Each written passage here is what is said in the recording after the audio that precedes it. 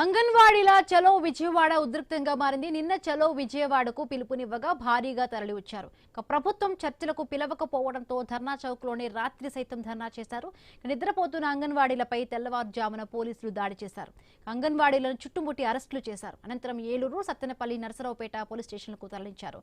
మరిన్ని పూర్తి అప్డేట్స్ మా కరెస్పాండెంట్ యాకూబ్ అందిస్తారు. యాకూబ్, అంగన్వాడీలపై పోలీసులు దాడి చేసినట్టుగా తెలుస్తోంది. డీటెయిల్స్ ఏంటి యాకూబ్? సమాన పని సమాన వేతనం నేపథ్యంలో అంగన్వాడీలు నిన్న చలో విజయవాడ కార్యక్రమం చేపట్టారు. ఈ నేపథ్యంలో భారీగా రాష్ట్ర నలుమూల నుండి భారీగా అంగన్వాడీలు తరలి రావడం జరిగింది.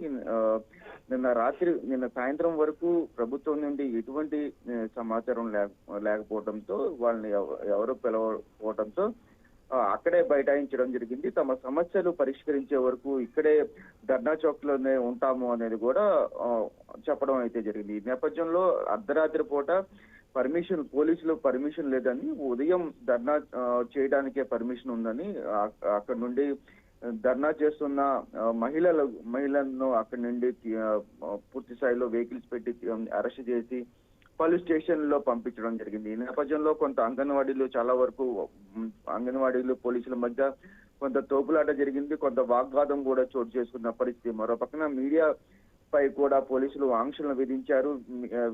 విజువల్స్ కూడా తీయొద్దని కూడా కొన్ని ఆంక్షలు అయితే విధించిన నేపథ్యం ఉంది.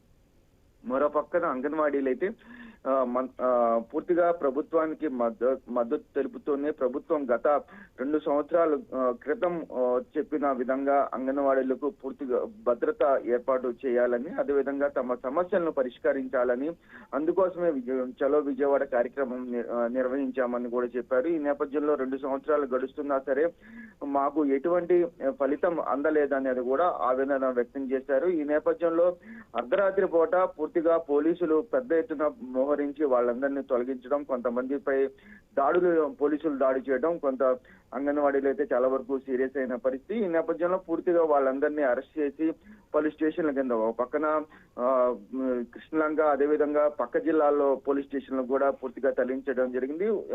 ఉధృత మధ్య ఈ అంగన్వాడీ ధర్నా అయితే ముగిసిందని కూడా చెప్పుకోవచ్చు. Right, thank you Yakub.